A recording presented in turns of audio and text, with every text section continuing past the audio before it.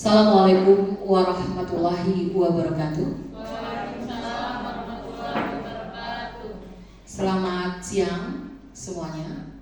Tabiun. Ya pun. Yang terhormat Kepala SMK Negeri 3 Kota Bumi, dalam hal ini diwakili oleh Wakil Kepala Sekolah Bidang Hubungan Industri Bapak Wiono Susilo SPDT.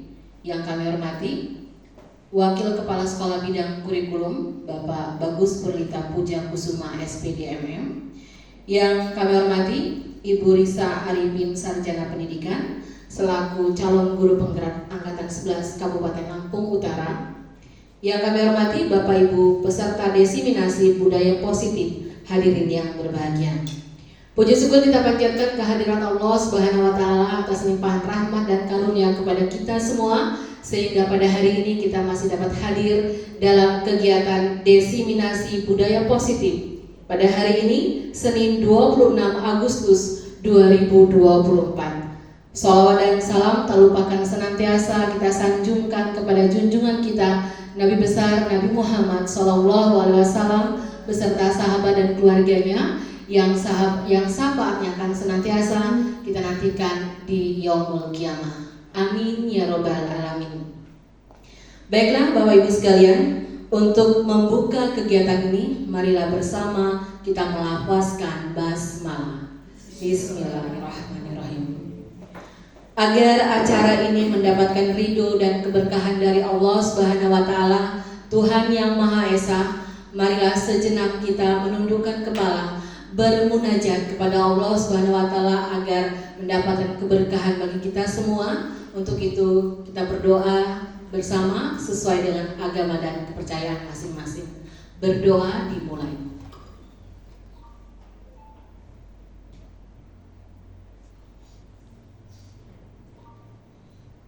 Selesai. Selanjutnya sambutan dari Kepala SMK Negeri 3 Kota Bumi. Dalam hal ini akan diwakili oleh Wakil Kepala Sekolah Bidang Hubungan Industri, Hubungan Kerja dan Industri. Untuk itu kepada Bapak Wiono Susilo SPDT disilakan.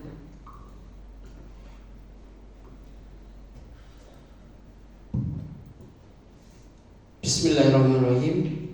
Assalamualaikum warahmatullahi wabarakatuh. Selamat siang, salam sejahtera buat kita semua. Tabiun. Puji syukur kepada Allah SWT yang pada kesempatan siang hari ini kita bersama-sama dapat hadir di tempat ini, di ruangan ini dalam keadaan sehat walafiat, tidak kurang suatu apapun. Allahumma amin. Yang kedua kalinya, sholawat salam semoga senantiasa tercurah pada junjungan kita Nabi Muhammad SAW, kepada keluarganya, kepada sahabatnya, serta kepada pengikutnya yang senantiasa menantikan syafaat yaumul kiamah nanti. Amin ya rabbal alamin. Yang kami hormati Bapak Wakil Kepala Sekolah Bidang Kurikulum Bapak Bagus Purlita Puja Kusuma SPDMM.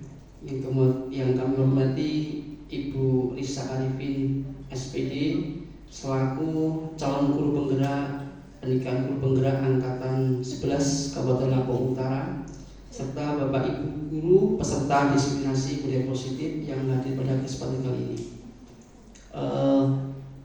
Izinkanlah saya mewakili dari Bapak Kepala Sekolah yang pada kesempatan siang hari ini beliau berhalangan hadir dan mewakilkan kepada kami untuk memberikan sambutan dengan kegiatan pada hari ini, yaitu desiminasi budaya positif modul 1.4 calon guru penggerak Angkatan 11 CGP Ibu Risa Arifin di SMK Negeri 3 Kota Bumi.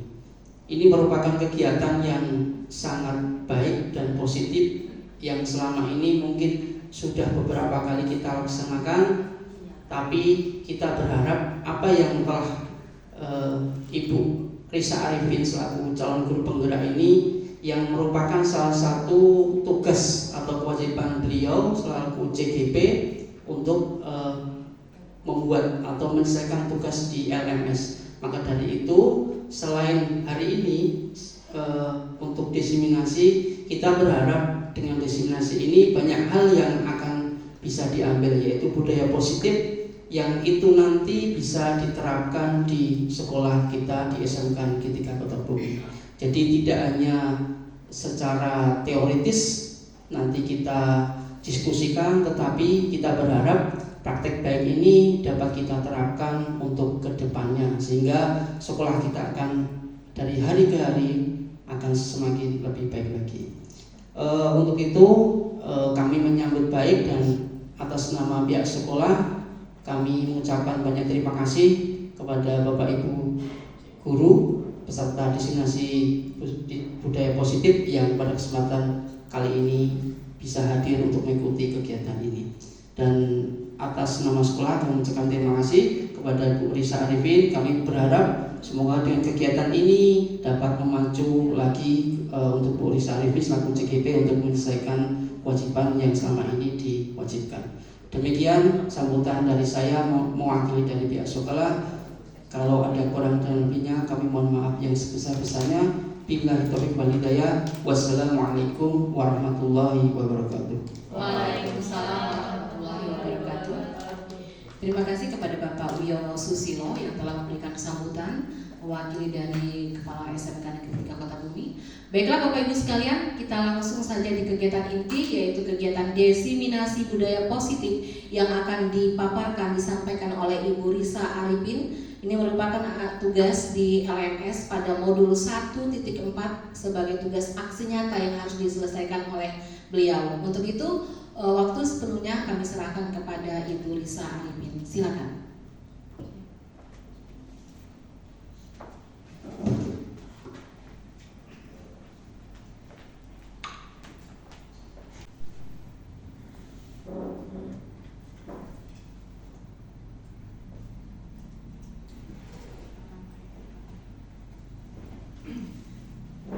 Bismillahirrahmanirrahim. Assalamualaikum warahmatullahi wabarakatuh.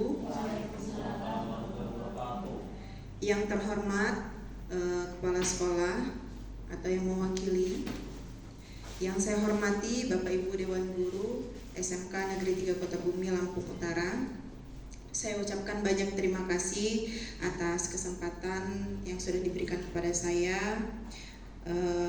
Ucapkan terima kasih pula kepada Bapak Ibu Dewan Guru yang telah menyempatkan waktunya untuk hadir di acara diseminasi menyebarkan pemahaman dan penerapan pengalaman budaya positif pada modul 1.4 pada kesempatan siang hari ini. Bersama saya Risa Arifin, CGP Angkatan 11 dari SMK Negeri 3 Kota Bumi Lampung Utara. Sebelum kita mulai materi pada siang hari ini, marilah sama-sama kita memulai acara ini dengan membaca basmalah. Baik Bapak Ibu, karena memang waktunya sudah siang, melihat juga kondisi kita yang sekarang mulai capek, ada juga yang mulai sudah mengantuk, boleh tidak jika saya mengajak Ibu dan Bapak untuk bisa bersemangat kembali? Boleh, ya, boleh ya. Oke. Kalau saya bilang SMK Negeri 3 Kota Bumi Lampung Utara, jawabannya luar biasa. Ya? 2 kali ya Bapak Ibu? Iya, nggak apa-apa. Oke, dimulai ya. SMK Negeri 3 Kota Bumi Lampung Utara, luar biasa. SMK Negeri 3 Kota Bumi Lampung Utara, luar biasa. Oke, terima kasih. Tepuk tangan untuk kita semua.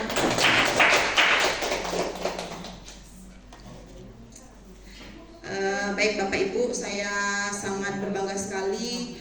Saya di sini berdiri di hadapan Bapak dan Ibu guru hebat, yang dimana saya mendapatkan kesempatan yang baik sekali untuk menyampaikan presentasi saya pada siang hari ini. Pada kesempatan kali ini, materi yang awal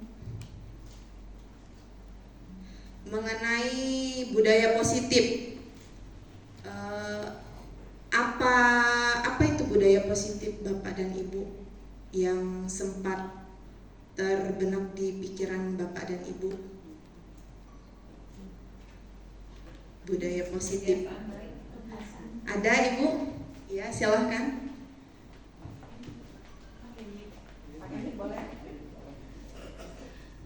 Baik, Assalamualaikum warahmatullahi wabarakatuh.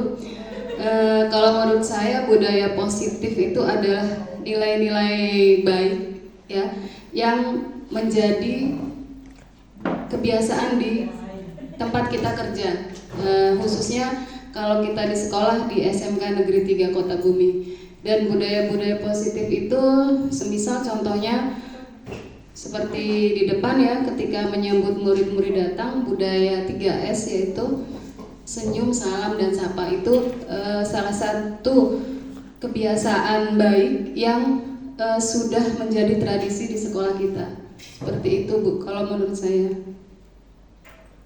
Ya, terima kasih, benar sekali Bu Rum. Ada lagi Bapak dan Ibu yang ingin menyampaikan mengenai budaya positif? Ya, boleh. Terima kasih atas waktunya. Budaya positif adalah budaya yang mengajarkan kepada anak didik kita hal yang baik-baik, yang tentunya tidak melenceng dari hal-hal negatif. Contohnya, biasanya guru memberi contoh yang baik. Budaya positif ada dua, sifat atau tingkah laku. Kalau sifat, contohnya budaya malu, budaya kelak, dan budaya yang lainnya. Nah, kalau budaya sifat adalah budaya kelakuan adalah kita memberi contoh, umpama menyapu, ya. Menyapu anak-anak biasa ikut. Tapi kalau nggak punya hati anak-anak dibiarkan aja, atau banyak yang lain, kita mengajarkan tentang menghapus papan tulis dan sebagainya kalau dulu ya, atau kita memberi contoh yang lain ya. Itu menurut saya. Oke, baik Bapak dan Ibu, terima kasih atas tanggapannya.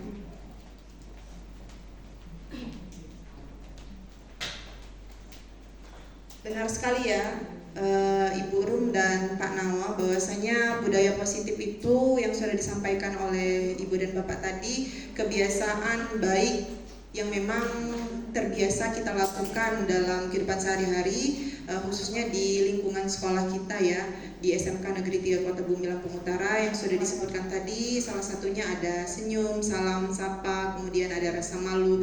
Itu merupakan salah satu daripada budaya positif.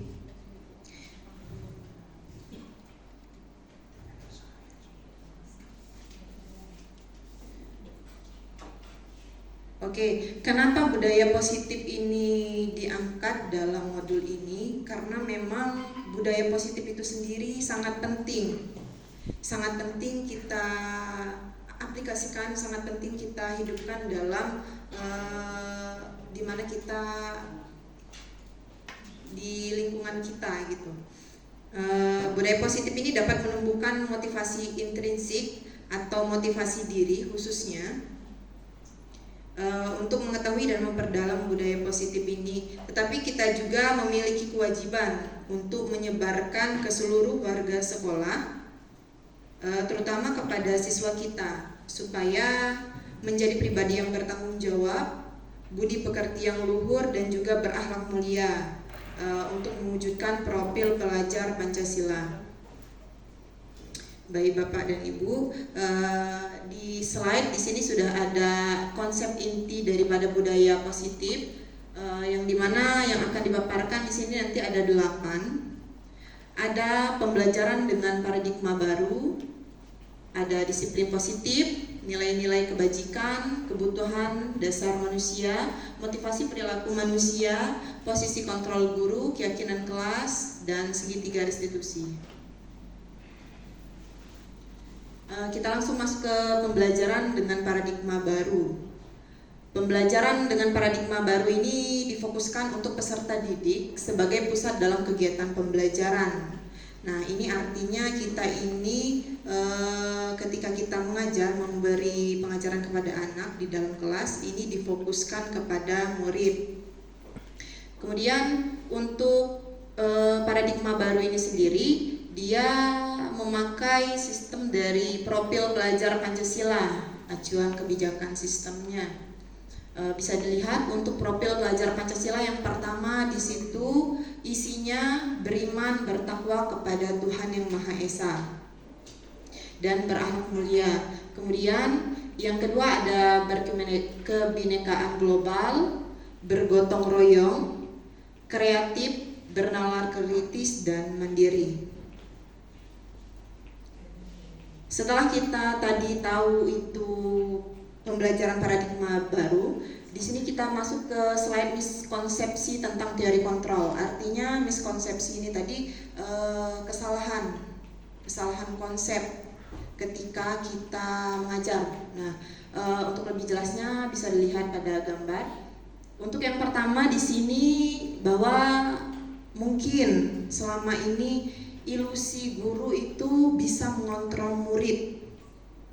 Tapi sebenarnya kita ini tidak bisa mengontrol murid. Ini yang menjadi miskonsepsi tentang teori kontrol. Kemudian ada lagi ilusi bahwa semua penguatan positif efektif dan bermanfaat. Ketika misalkan kita memberi tugas ke anak-anak, mungkin kita berpikiran bahwa tugas tersebut bisa dikerjakan oleh siswa-siswi kita di sekolah ataupun di rumah dengan baik. Tapi ternyata kenyataannya mungkin berbeda-beda yang akan diterima oleh siswa-siswi tersebut, karena kita mungkin menghadapi siswa-siswi yang berbeda ya. Kemudian ada ilusi bahwa kritik dan membuat rasa bersalah mampu menguatkan karakter. Misalkan nih, ada anak yang dia ini melakukan kesalahan. Ketika melakukan kesalahan ini, kita tanpa tahu apa permasalahannya, apa tujuannya, kenapa anak tersebut membuat kesalahan. Nah, kita langsung mengkritik anak tersebut dan membuat mereka itu menjadi merasa bersalah. Kemudian ada juga kita ini sebagai guru, ilusinya bahwa orang dewasa berhak memaksa. Nah, untuk penjelasan berikutnya nanti bisa dilihat. Merubah paradigma stimulus respon ke pendekatan teori kontrol. Dalam stimulus respon, seolah-olah orang lain dapat kita kontrol, dapat kita kendalikan, sehingga kita dapat merubah seseorang menjadi apa yang kita inginkan. Tetapi pada teori kontrol, sebenarnya kita itu tidak bisa merubah orang dengan sesuai apa yang kita inginkan. Karena yang dapat mengontrol itu sendiri adalah diri sendiri, bukan orang lain. Mungkin kita sering dalam kehidupan sehari-hari bahwasanya kita memaksakan keinginan kita, kehendak kita terhadap peserta didik misalkan. Tetapi sebenarnya peserta didik yang kita paksa untuk memaksakan sesuatu yang kita inginkan itu tidak sesuai dengan diri siswa tersebut. Kemudian sesungguhnya setiap orang berperilaku memiliki tujuan sendiri-sendiri. Kita harus memiliki suatu pola pikir yang lebih tertata agar kita mampu berusaha memahami pandangan orang lain tentang dunia. Ini untuk merubah paradigma stimulus respon ke pendekatan teori kontrol. Misalkan di stimulus respon tentang dunia, realitanya kebutuhan kita sama. Kita berpikir bahwa kita dengan orang lain kebutuhannya sama. Tapi ternyata di teori kontrol tentang dunia bahwasanya kebutuhan kita nih, realita kita dengan orang itu berbeda, tidak sama yang kita butuhkan ya. Kemudian sama sih untuk isi tabel ini ya. Misalkan ada orang lain bisa mengontrol saya, tetapi di teori kontrolnya hanya kita yang bisa mengontrol diri kita sendiri. Itu ya Bapak Ibu. Slide selanjutnya. Disiplin positif. Disiplin berasal dari kata disiplina yang artinya belajar. Disiplin mengacu pada disiplin diri yang memiliki tanggung jawab terhadap apa yang dilakukan berdasarkan nilai-nilai yang diyakini. Nah, setelah tadi kita tahu disiplin artinya belajar, kita masuk ke disiplin positif. Apa yang disebut dengan disiplin positif itu? Yaitu salah satu cara penerapan disiplin yang bertujuan untuk menumbuhkan kesadaran serta memberdayakan peserta didik tanpa imbalan atau penghargaan atau reward, ancaman atau hukuman. Itu disiplin positif. Sebagai pendidik, tujuan kita adalah menciptakan peserta didik yang memiliki disiplin diri, sehingga mereka berperilaku mengacu kepada nilai-nilai kebajikan universal dan memiliki motivasi intrinsik atau motivasi dalam dirinya sendiri dalam perubahan perilaku ke arah yang lebih baik lagi.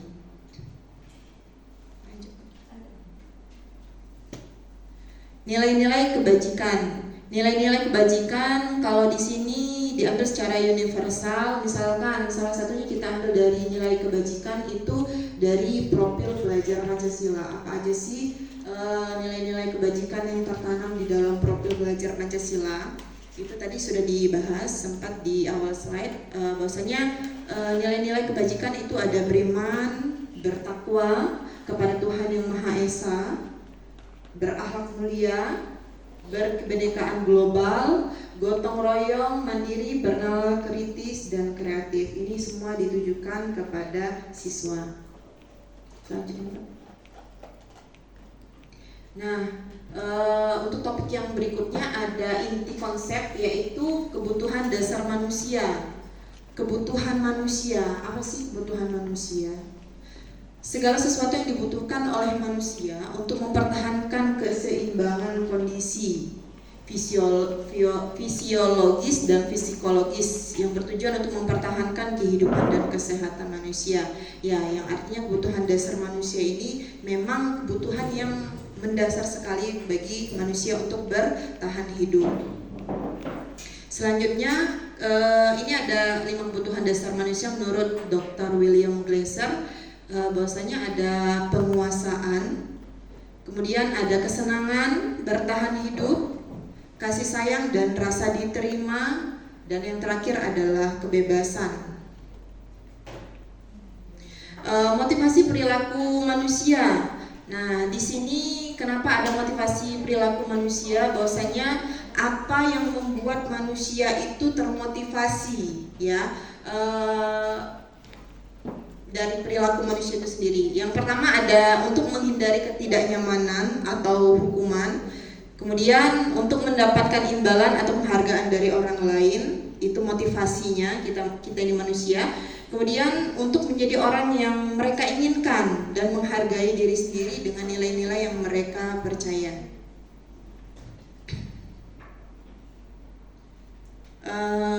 Kita sebelum masuk ke nanti konsep teori kontrol, kita sekarang masuk ke konsep disiplin, yang dimana disiplin di sini ada 2 kategori Bapak dan Ibu, konsep disiplin dengan identitas gagal dan konsep disiplin dengan identitas yang sukses. Yang dimana di sini konsep disiplin dengan identitas gagal di situ ada berupa hukuman dan penghargaan.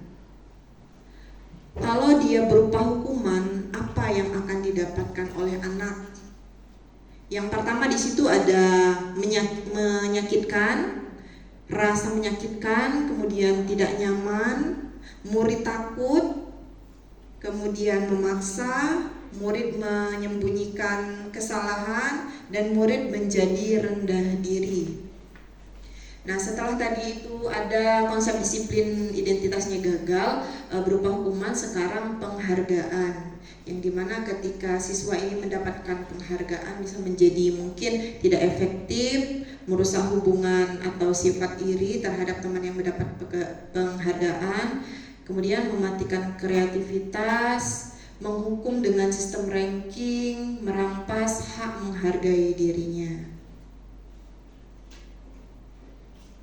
Konsep disiplin dengan identitas sukses ada 2, yang dimana berupa konsekuensi dan restitusi. Konsekuensi ini ketika kita menerapkan konsep disiplin, bisa saja ketika kita di dalam kelas kita menerapkan konsep disiplin konsekuensi ini, siswa itu mendapatkan penguatan jangka pendek. Kemudian perlu monitoring berkelanjutan, stimulus atau respon, murid menghormati peraturan, kehilangan waktu untuk merenungi kesalahan. Kalau dia kategori konsekuensi. Dan untuk yang restitusi, kalau kita memakai konsep disiplin restitusi, murid itu dapat bertanggung jawab untuk perilakunya. Kemudian fokus pada pemecahan masalah jangka panjang, murid menghormati dirinya dan orang lain, teori kontrol, dirinya memegang kontrol ketika gurunya melakukan restitusi tersebut. Kemudian murid bersemangat memperbaiki kesalahan. Nah, sekarang setelah tadi ada konsep yang gagal dan sukses, kita lanjut ke konsep disiplin pendekatan restitusi, sebuah cara menanamkan disiplin positif pada murid. Pengertian restitusi itu sendiri ada di mana proses menciptakan kondisi bagi murid untuk memperbaiki kesalahan mereka sehingga mereka bisa kembali pada kelompok mereka dengan karakter yang lebih kuat. Ini menurut Gosen pada tahun 2004 kutipannya. Kemudian ciri-ciri restitusi itu sendiri ada yang pertama, bukan untuk menebus kesalahan, namun untuk belajar dari kesalahan. Kemudian memperbaiki hubungan, tawaran bukan paksaan. Restitusi itu sifatnya menuntun untuk melihat ke dalam diri. Restitusi mencari kebutuhan dasar yang mendasari tindakan. Restitusi diri adalah cara yang paling baik. Restitusi fokus pada karakter bukan tindakan. Restitusi fokus pada solusi. Restitusi mengembalikan murid yang berbuat salah pada kelompoknya. Untuk perbedaan sendiri antara hukuman, konsekuensi, dan restitusi, di sini ada contoh kasusnya yang dimana kasusnya adalah siswa sering tidak mengerjakan PR. Yang pertama, ketika kita terapkan hukuman kepada anak dan anak tersebut tidak mengerjakan PR, apa yang akan didapat? Guru menghukum siswa tersebut hormat bendera selama 10 menit. Nah, berarti kalau misalkan ketika kita mengajar, anak tersebut ada tugas, anak tersebut tidak mengerjakan, kita langsung kasih instruksi kepada anak-anak, hormat bendera selama 10 menit itu berarti berupa hukuman. Kemudian guru marah dan murid takut, itu pun sebuah hukuman. Gimana kalau misalkan kita pakai dengan konsekuensi? Guru menerapkan konsekuensi kepada anak muridnya yang sering tidak mengerjakan PR. Guru memberikan konsekuensi untuk mengerjakan PR-nya saat istirahat atau dikerjakan sebanyak 3 kali lipat. Jadi Bapak dan Ibu guru, jika kita mungkin kebanyakan kita menerapkan ini ya kepada peserta didik kita, bahwasanya kita masih beri kelonggaran kepada siswa-siswi kita ketika tidak mengerjakan tugas yang telah diberikan ya, dengan cara bisa dikerjakan di jam berikutnya atau di jam istirahat atau dikerjakan 3 kali lipat dari yang diberikan. Kemudian guru tegas dan siswa menghormati peraturan. Dengan adanya konsekuensi itu, guru bersikap tegas ya, dan siswa diharapkan menghormati peraturan. Kemudian jika guru memakai restitusi, guru menanyakan keyakinan kelas atau dirinya dan membantu siswa menyelesaikan masalah. Artinya di sini sebelum guru ini memeriksa tugas sudah mengerjakan atau belum, sang guru ini tadi menanyakan keyakinan kelas yang sudah dibuat sebelumnya, apa yang akan diberikan ketika memang tidak mengerjakan tugas, kemudian membantu siswa tersebut menyelesaikan masalahnya. Berarti ditanya dulu ya Bapak Ibu, tidak serta-merta langsung menghukum siswa yang tidak mengerjakan tugas itu tadi, untuk solusinya yang restitusi. Kemudian guru terbuka dan siswa menghormati dirinya dan orang lain. Topik selanjutnya ada 5 posisi kontrol restitusi. Nah, di sini posisi kontrol restitusi ini kita Bapak Ibu, bahwasanya kita ini bisa saja menjadi penghukum, bisa menjadi pembuat rasa bersalah, bisa menjadi teman bagi murid, bisa menjadi pemantau, dan bisa menjadi manajer. Contoh penerapan 5 posisi kontrol. Yang di sini kasusnya yaitu siswa tidak memakai atribut lengkap saat upacara bendera. Nah, misalkan hari ini hari Senin, ada siswa kita yang tidak memakai atribut secara lengkap. Nah, apa yang dilakukan dengan posisi kontrol tersebut? Misalkan nih, kita sebagai guru yaitu penghukum misalkan. Patuhi aturan sekolah, lalu berdiri di barisan depan ya, berdiri di depan barisan. Itu kalau kita sebagai penghukum. Kemudian pemantau, kamu sudah melanggar, apa peraturan dan konsekuensinya? Ini baru memantau artinya sang guru. Kemudian menjadi teman, ayolah yang tertib, buat Bu Guru bangga, kali ini tidak apa-apa kamu salah, kedepannya jangan salah lagi ya, mungkin seperti itu bahasanya Bapak dan Ibu ya. Kemudian pembuat rasa bersalah, berapa kali Bu Guru harus memberitahu kamu, Bu Guru kecewa sama kamu, jangan diulangi lagi ya nak ya, mungkin begitu kurang lebih Bapak Ibu bahasanya ya. Kemudian manajer, apakah kamu tahu kesalahanmu? Kira-kira bagaimana kamu akan memperbaiki kesalahan ini? Itu sebagai manajer dia. Kalau manajer ini memimpin lah ya, memimpin bagaimana situasi siswa tersebut atas kesalahannya tidak memakai atribut, dan bagaimana dia memberi solusi bagaimana cara kamu agar memperbaiki ini semua. Selanjutnya di sini ada topik intinya yaitu keyakinan kelas. Kita selama ini pernah menerapkan peraturan kelas ya Bapak Ibu, dan saya juga baru tahu setelah saya mengikuti program guru penggerak ini, ternyata ada keyakinan kelas. Sama nggak sih keyakinan kelas dengan peraturan kelas? Nah, bisa kita lihat mengapa keyakinan kelas, mengapa tidak peraturan kelas saja. Keyakinan kelas itu apa sih? Serangkaian nilai dan prinsip yang disepakati bersama oleh guru dan siswa untuk mengatur perilaku dan interaksi di dalam kelas. Keyakinan kelas ini merupakan disiplin positif yang dapat membantu siswa mengembangkan disiplin diri. Artinya keyakinan kelas ini dibuat antara guru dan murid secara bersama-sama ketika di dalam kelas. Kemudian untuk peraturan kelas sendiri itu biasanya dibuat oleh guru tanpa melibatkan siswa.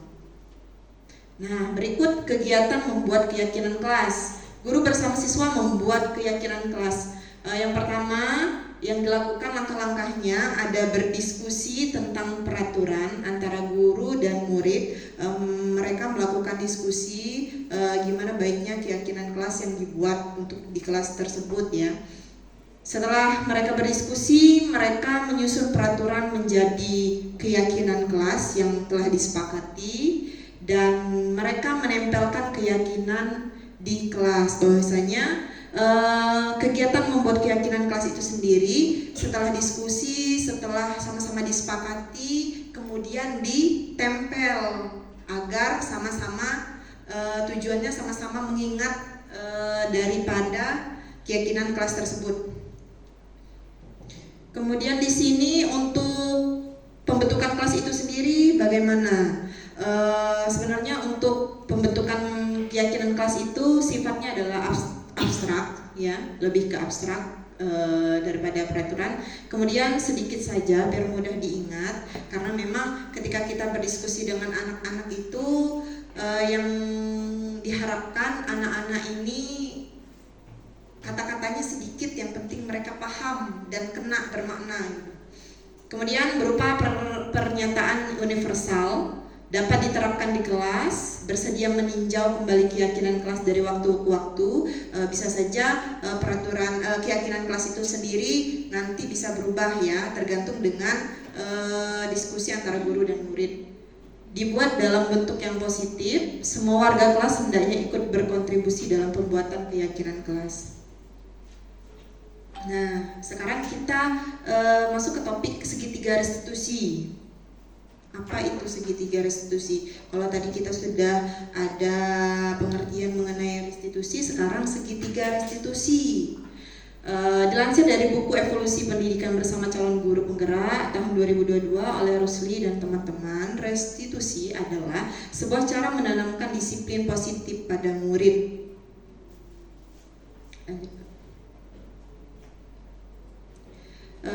Di sini ada segitiga restitusi Bapak dan Ibu, yang dimana ada yang pertama yaitu di dalam gambar tersebut ada menstabilkan identitas, kemudian ada validasi tindakan yang salah, dan ada menanyakan keyakinan.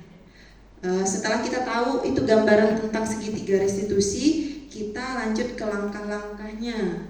Langkah yang pertama tadi di dalam segitiga restitusi ada menstabilkan identitas, yang dimana jika anak berbuat salah maka ada kebutuhan dasar mereka yang tidak terpenuhi. Bagian dasar segitiga restitusi memiliki tujuan untuk merubah orang yang gagal karena telah berbuat kesalahan menjadi orang yang sukses. Kita ini berarti menstabilkan identitas. Kenapa anak ini tadi berbuat salah? Mungkin ada tujuan, maksud dan tujuan anak ini berbuat salah itu kenapa? Maka kita tanya dulu identitasnya itu. Kemudian memvalidasi tindakan yang salah.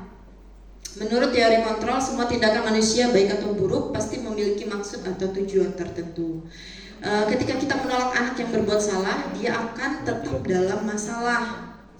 Yang diperlukan adalah kita memahami alasan melakukan hal tersebut sehingga anak merasa dipahami. Ini yang disebut dengan validasi tindakan yang salah. Kemudian langkah yang terakhir ada menanyakan keyakinan.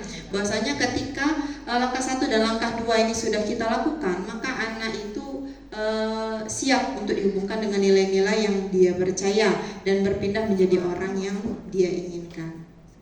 Sekian presentasi dari saya, lebih dan kurangnya saya mohon maaf. Jika ada tanggapan yang ingin ditanggapi, saya persilahkan. Menanggapi boleh, bertanya juga boleh. Ya, silakan Bu Iis. Mungkin mic-nya bisa dipinjamkan ya Bu Risa, nggak usah langsung saja. Oke, silakan Bu Iis. Baik, terima kasih. Dari semua paparan tadi yang sudah disampaikan, saya cuma mau menanyakan keyakinan kelas yang seperti apa yang efisien. Baik, langsung dijawab ya Bu. Ya. Keyakinan kelas yang efisien yang bisa kita lakukan ketika di dalam kelas yaitu ketika kita melaksanakan keyakinan kelas itu sesuai dengan instruksi. Bahwasanya tadi sudah dijelaskan, kita itu keyakinan kelas kita harus melibatkan siswa, bukan hanya guru tetapi siswa juga kita ajak berdiskusi. Kondisi di dalam kelas itu seperti apa, siswa itu maunya seperti apa, disitulah kita menemukan solusinya tadi. Seperti itu kurang lebih Bu. Bagaimana Bu? Cukup, terima kasih. Ada lagi Bapak dan Ibu yang ingin bertanya? Atau mau menanggapi? Menanggapi juga boleh. Ya, oke Bu Cici, silakan Bu Cici. Terima kasih atas waktu yang diberikan. Terima kasih Bu Risa membuka wawasan. Terima kasih sudah diundang dalam diseminasi budaya positif ini. Jujur banyak sekali pandangan-pandangan baru ya, insight, wawasan baru yang saya dapat setelah mendengar paparan dari Bu Risa ini. Mungkin tadi yang saya tangkap ada sedikit ini yang ingin mungkin Bu Risa bisa bantu kasih penguatan dan penjelasan kembali. Memang benar ya, ada kita kadang sebagai guru itu diingatkan kembali miskonsepsi tentang apa ya, yang selalu ingin mengontrol siswa gitu ya. Jadi kita kan mau cepetnya aja. Kadang-kadang kalau siswa itu tidak bisa diatur itu langsung menghukum gitu kan. Kita ilusi, ya benar sekali itu, bahwa kalau kita mengkritik, membuat dia rasa bersalah, itu pasti pokoknya anak itu harus disudutkan, dikritik supaya nanti dia mau berubah. Kan ilusinya kan seperti itu.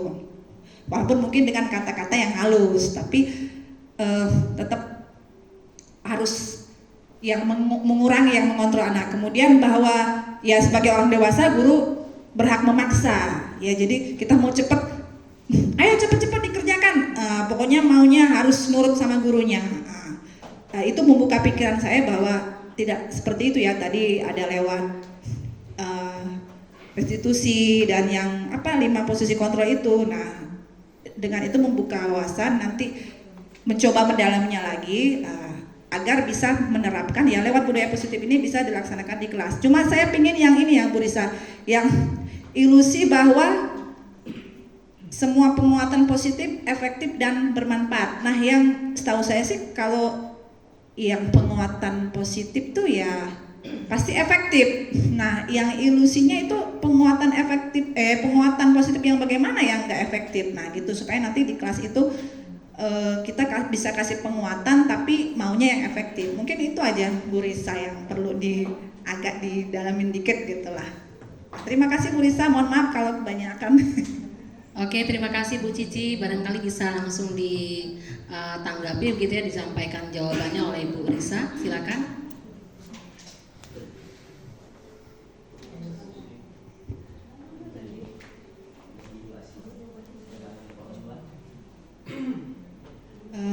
Izin menjawab Bu Cici. Untuk ilusi bahwa semua penguatan positif efektif dan bermanfaat di sini, ketika kita melihat posisi kita sebagai pendidik, sebagai guru, apapun yang kita sampaikan di dalam kelas, kita itu punya kuasa atas kelas tersebut. Dan ketika kita menyampaikan misalkan nih mengenai penguatan penguatan positif, menurut kita itu efektif dan bermanfaat. Tetapi ketika kita berhadapan sama siswa nih yang karakteristiknya, maafnya ngomong, mungkin beda dengan pemikiran kita, misalkan dia mungkin berpikir ini nggak efektif bagi saya, nggak ada manfaatnya bagi saya, misalkan kita ketemu siswa yang seperti itu kan Bu ya. Menurut saya sih itu Bu Cici, bagaimana? Bisa ya Bu. Oh ya, bisa diterima. Jadi memang kita tidak boleh menganggap semua siswa itu sama. Iya, mungkin seperti itu, iya. Iya. Saya juga masih belajar Bu Cici, jadi mohon bimbingannya. Sama-sama Bu. Iya. Namanya teman belajar. Iya, sip. Ada lagi Bapak dan Ibu? Iya, sama-sama. Terima kasih juga Bu Cici. Ada lagi yang akan menanggapi atau bahkan akan membuat refleksi dari kegiatan hari ini? Siapa? Oh, oke, silakan Bu Rita. Mau nanya apa Bu Rita? Nggak usah pakai itu. Sharing aja sih, sharing sebagai itu kan Bu Risa menjelaskan tentang kayak anak-anak itu tidak boleh dapat hukuman, tidak boleh kita kasih reward atau penghargaan gitu kan, karena kedua hal tersebut itu punya sisi negatifnya gitu kan. Nah, jadi maksud saya itu bagaimana gitu kita kasih biar anak-anak itu mau budaya disiplin positif itu gimana caranya biar mereka semangat gitu, karena kan kasih hukuman nggak boleh, kasih reward nggak boleh gitu.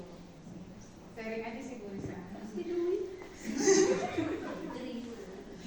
Izin menjawab ya Ibu Rita. Bahwasanya di sini yang sudah saya sampaikan, kita ini sama-sama belajar mengenai budaya positif. Bukan berarti kita itu nggak boleh ngasih hukuman, bukan. Itu artinya hukuman itu tadi metode atau strategi lama yang dipakai dari dulu mungkin sampai sekarang, kita masih memakai hal tersebut kepada anak yang kita terapkan. Nah, di sini budaya positif ini gimana nih caranya agar kita tidak memakai hukuman tersebut, atau kita tidak memakai apa tadi namanya, kita kasih penghargaan ya, reward apa gitu kan, sehingga ada salah satu temennya yang iri kalau dia dapat reward penghargaan gitu kan. Sebenarnya sih itu memacu motivasi, tetapi kalau misalkan kita bertemu lagi dengan siswa yang berbeda karakteristiknya, bisa saja menimbulkan rasa iri yang penghargaan tadi. Kemudian yang untuk hukuman, sebenarnya bukannya nggak boleh, Bu Rita. Kita juga mungkin, ya mungkin saya juga lah ya, melakukan hukuman kepada anak-anak. Kalau bisa hukuman tadi itu kita pelan-pelan ubah menjadi restitusi itu tadi, segitiga restitusi, yang dimana ketika anak itu ada masalah, kita tanyakan dulu apa masalahnya, kenapa kamu lakukan ini. Kemudian jika kamu lakukan ini, apa yang akan kamu perbaiki dari kesalahan kamu ini. Jadi kita nggak serta-merta melakukan hukuman gitu. Nah, jadi solusinya kalau kita melakukan hukuman bukan berarti nggak boleh, Bu. Tapi bukan berarti saya juga menganjurkan hukuman, bukan. Ada solusi untuk sementara, yaitu segitiga restitusi. Kenapa segitiga restitusi? Karena memang materi kami itu. Ya begitu, Bu, kurang lebih. Mohon maaf. Iya, jika jawaban saya itu kena, Bu. Iya. Oke.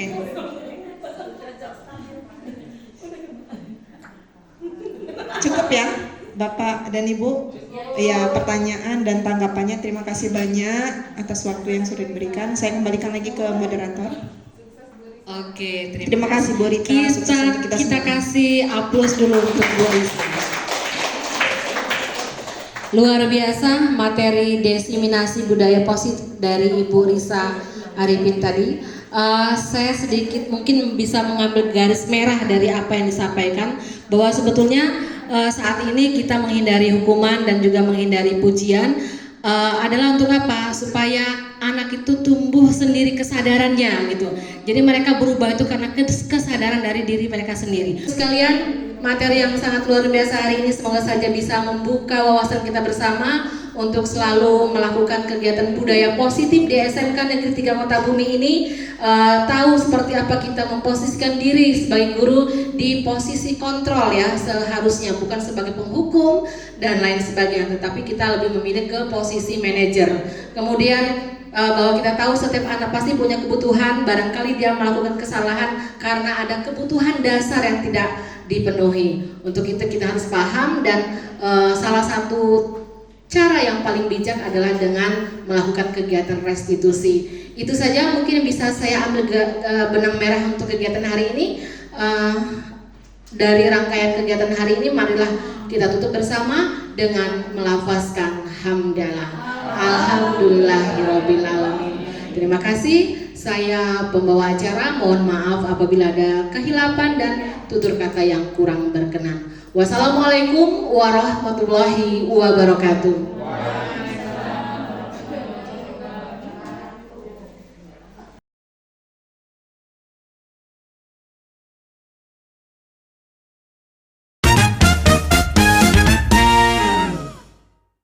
Dah. Semua siap? Berdoa, mulai.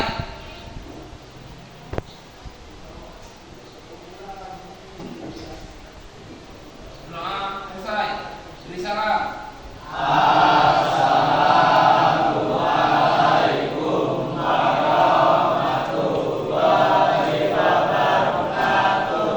Waalaikumsalam warahmatullahi wabarakatuh. Selamat siang semuanya.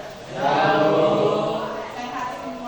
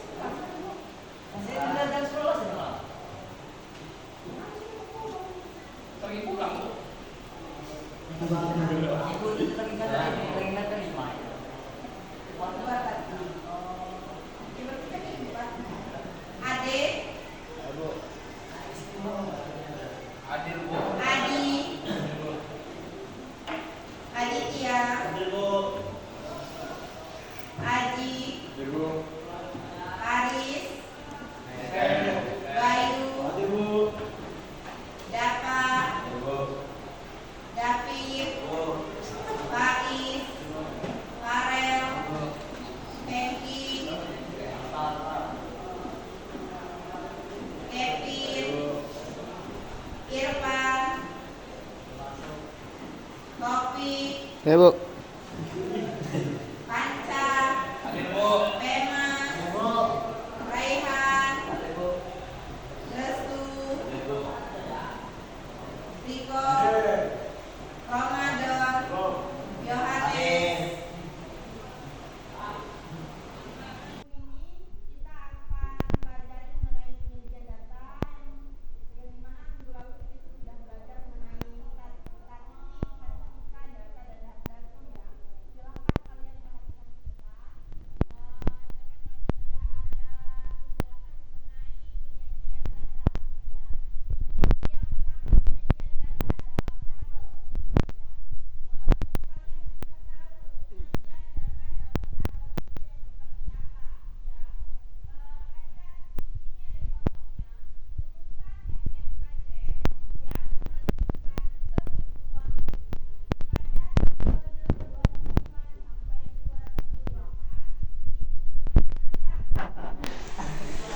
Untuk tahun 2005 itu ada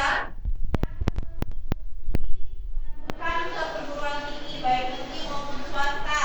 Untuk negeri ada yang terima 14 siswa. Untuk yang swasta ada 6 siswa. Ya, jadi untuk tahun 2005 ini yang diterima ada 20 siswa. Begitu juga untuk pada tahun-tahun berikutnya ada yang mengalami peningkatan, ada yang mengalami penurunan. Oke, baik sampai di sini paham? Ini siapa yang tidur? Madan Bu. Kenapa? Kenapa kamu tidur? Kamu begadang. Ngapain kamu begadang? Main game. Perilaku kamu sudah mencerminkan bentuk siswa yang baik belum sih? Pada saat gurunya menjelaskan ada baiknya memperhatikan ya.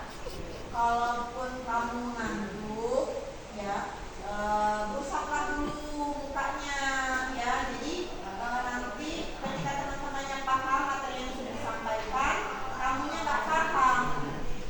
Jadi yang rugi siapa Ramadan? Ya, diri sendiri, ya kan? Maka dari itu silakan ketika kamu mengantuk coba untuk rusak mukanya, ya. Kan sudah disediakan air di luar kelas untuk rusak muka supaya fresh kembali, gitu ya. Jadi untuk selanjutnya tolong diperhatikan ketika guru menjelaskan. Ya Ramadan ya. Saran dari ibu, kalaupun kamu mengantuk itu kalau bisa atur jadwal tidurnya. Ramadan ya, jangan sering begadang karena tidak baik juga untuk kesehatan. Bukumu mana Ramadan? Bawa buku tidak? Bawa, ya silakan dikeluarkan.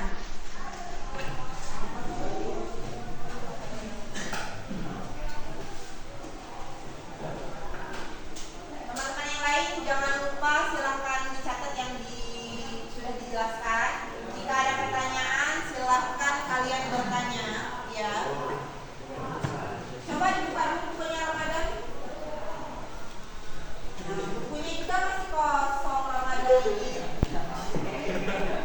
Dikasih nama dulu bukunya Ramadan. Kamu sekolahnya niat gak sih? Kenapa motivasi kamu seperti ini sekarang?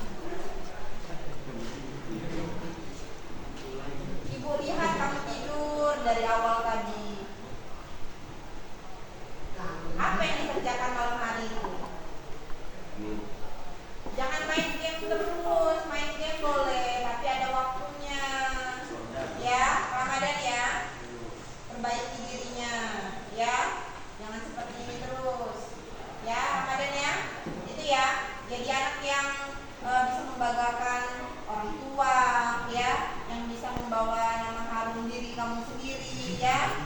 Dan nama kelas kalau bisa, temennya semua semangat belajar. Kamu pun juga semangat, ya, Ramadan ya. Oke, kita lanjutkan lagi pembelajaran yang ada di depan. Baiklah Ramadan, setelah tadi Ibu melakukan praktek segitiga restitusi, Ibu mau minta pendapat dari Ramadan, gimana tentang praktek segitiga restitusi yang sudah Ibu lakukan? Praktek segitiga restitusi yang Ibu Risa lakukan sudah sesuai. Materi minggu ini kita akan mempelajari mengenai diagram lingkaran. Setelah minggu lalu kita mempelajari mengenai diagram tabel, ya.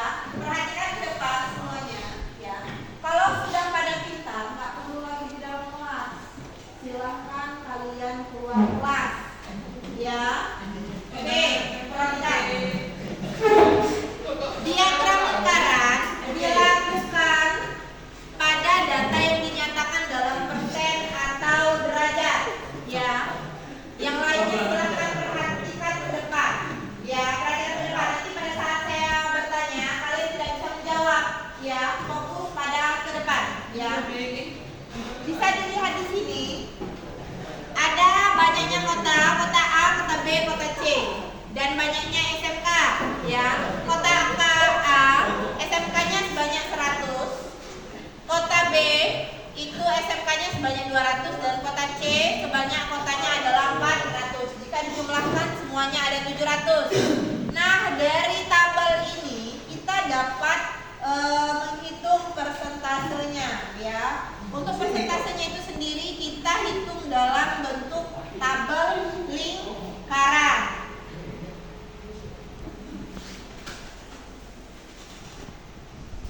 Panca dan topik main lempar-lemparan kertas. Ada apa? Asik, Bu. Asik. Oke, Ibu lagi menjelaskan, kalian bermain kertas. Ketika Ibu menjelaskan, kalian nggak paham loh. Teman-teman yang lain paham, kalian main kertas. Coba Ibu minta kalian berdua itu duduk. Duduk di kursi yang bersebelahan.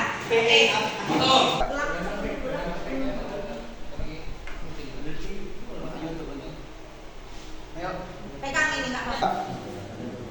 Topik dan panca. Kenapa kalian cuma kertas dan lempar-lemparan di dalam kelas pada saat Ibu menjelaskan tadi? Asik juga. Kalian mau bermain-main? Ya, paham. Ibu paham salah satu kebutuhan dasar manusia itu adalah bersenang-senang, ya, bermain-main, bahagia. Tapi apakah kalian tahu itu semua ada tempatnya, nak? Ya, ketika memang lagi proses belajar, silahkan fokus dulu sama pembelajaran. Kalaupun kalian mau bermain, bersenang-senang, kan ada waktunya istirahat. Ya, Bu. Iya kan? Nggak bakal ngulangin lagi, Bu. Minta maaf, Bu. Oke, ini minta maafnya sungguhan atau enggak sih? Sungguh-sungguh, Bu. Benar, sungguh-sungguh. Kamu sampai nangis. Oh iya. Oke, kalau kalian menyadari kesalahan yang telah kalian perbuat, Ibu terima kasih juga, ya. Bahwasanya Ibu menegur kalian itu untuk kebaikan kalian, ya. Yang dimana kalau kalian belajar itu kita belajar, dan main ya main, ada waktu-waktunya, ya. Untuk kesalahan kalian bisa dimaafkan, untuk kemudian hari jangan diulangi lagi, ya, nak, ya. Ya. Oke, terima kasih, ya. Semoga kalian lebih baik lagi di hari yang lain. Baiklah, setelah tadi Ibu melakukan praktek segitiga restitusi, Ibu mau minta tanggapan dari kalian berdua, Taufik dan Panca. Bagaimana dengan praktek restitusi? Bagaimana dengan praktek segitiga restitusi yang sudah Ibu lakukan tadi? Apakah sudah sesuai menurut kalian? Ibu minta tanggapan dari kalian berdua. Praktek segitiga restitusi yang Ibu Risa lakukan sudah sangat sesuai. Makasih. Makasih, Bu. Gimana menurut kamu, Panca? Ibu minta pendapat kalian berdua, Panca dan Taufik, bagaimana dengan praktek segitiga restitusi yang sudah Ibu lakukan tadi? Silakan kalian beranggapan bagaimana? Praktek segitiga restitusi yang Ibu Risa lakukan sangat baik. Makasih Bu.